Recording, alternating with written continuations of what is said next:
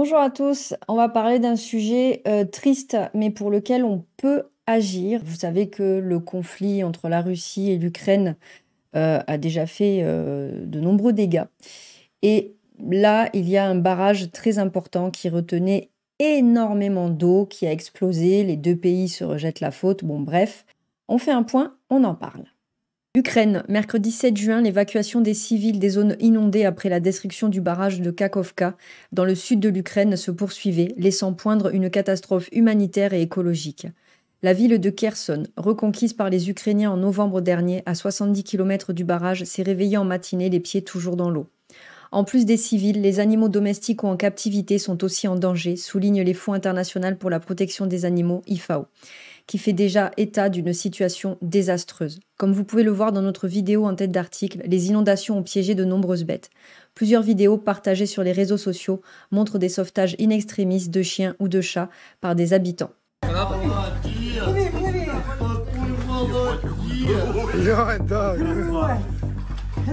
Иди сюда! Братишка! Ты глянь какой хороший!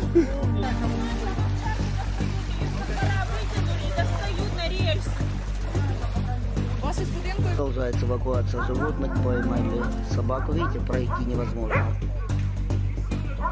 Кто-то золото несет, а кто-то самое дорогое. Сфинкс зеленоглазый. Она вылазит, надо быстрее, да. Все, рыжик уже у нас. Достали. Пошли.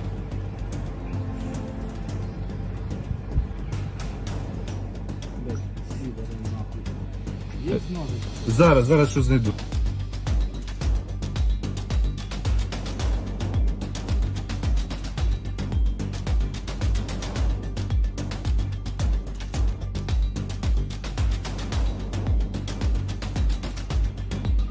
Це Мар'їнська, Дніпропетровська область. Ось такі, друзі мої, масштаби сучасної трагедії, сучасної.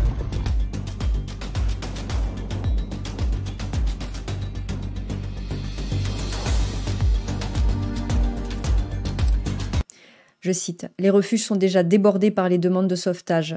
À Nova Kakhovka, un petit zoo a été totalement inondé. Tous les animaux, à l'exception des cygnes, sont morts », explique Natalia Gozak, une responsable IFAO en Ukraine. D'un point de vue environnemental, la destruction du barrage de Nova Kakhovka fait craindre des conséquences importantes sur la faune et la flore, comme le HuffPost l'expliquait ici. Je cite, « Les atteintes à l'environnement sont particulièrement préoccupantes », a déclaré le ministre ukrainien des Affaires étrangères, Dmytro Kuleba.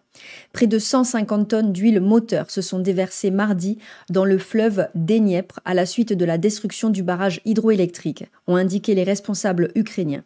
Il existe également un risque de nouvelles fuites d'huile, ce qui a un impact négatif sur l'environnement, a fustigé sur Telegram Daria Zarivna, conseillère presse du chef de l'administration présidentielle ukrainienne, Andriy Yermak. Dans un communiqué, la présidence ukrainienne avait chiffré plus tôt mardi ce risque de fuite supplémentaire à plus de 300 tonnes. Sur Telegram, Andriy Yermak a lui dénoncé un écocide, soit un crime contre l'environnement de la part de la Russie. Outre les animaux de compagnie, d'élevage et de parcs piégés dans les zones inondables, tout un écosystème est en danger sur le long terme après la rupture de ce barrage qui régulait le delta du Dniepr, accueillant une riche réserve naturelle. Une baisse importante du niveau d'eau du réservoir de Kakhovka pourrait entraîner une catastrophe écologique, avait déjà alerté en février le ministre ukrainien de la protection de l'environnement. Un niveau d'eau inférieur à 12 mètres, le niveau normal étant de 16 mètres, provoquerait la disparition de nombreuses espèces de poissons et la biodiversité, pointait-il. Parmi les spécimens présents, on peut citer des colonies de hérons, des milliers de fauvettes et des centaines de cygnes nichant dans les roseaux. On vient de faire le point, on se retrouve sur le site de PETA. Urgent, les animaux risquent la noyade dans la zone inondée en Ukraine. Comment vous pouvez les aider?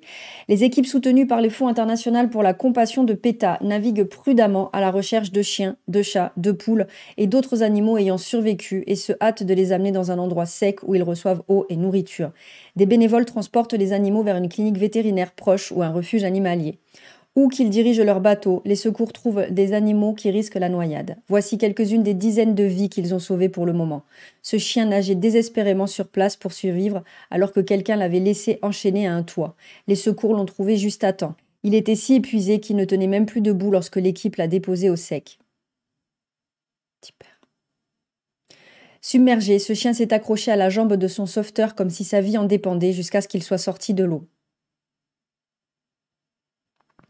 Beaucoup d'autres animaux, paniqués, sont bloqués sur un toit ou essaient désespérément de survivre dans les eaux contaminées, tandis que les secours risquent leur vie en naviguant entre les engins militaires explosifs et les lignes électriques cassées pour les sauver.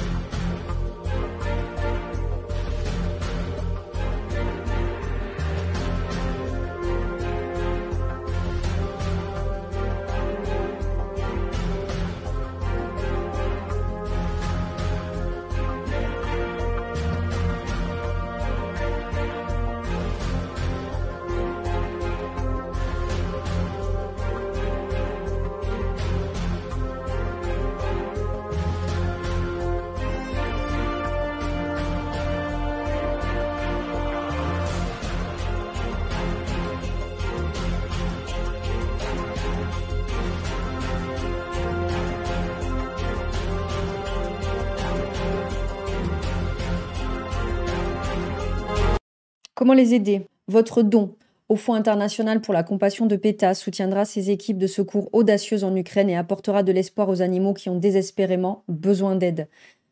Je vous mettrai le lien. Je sais que c'est compliqué parce qu'il y a l'inflation, on n'a pas de sous, etc. Je comprends tout ça. Mais je suis émue parce que, en fait, on a tout niqué, quoi.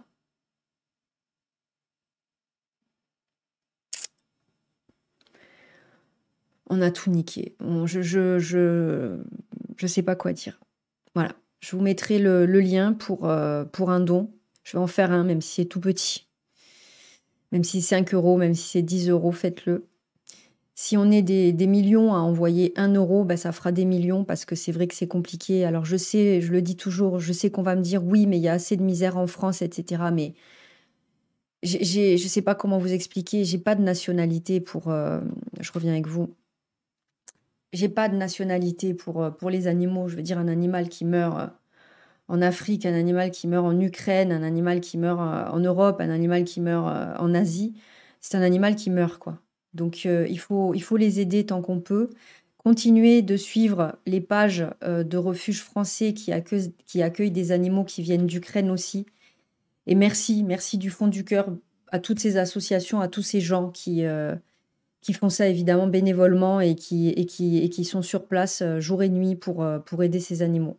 Voilà. Les nouvelles sont pas très bonnes, mais on va essayer d'agir en tout cas. Et voilà. Je vous souhaite une bonne journée malgré tout. Prenez soin de vous et de vos poilus.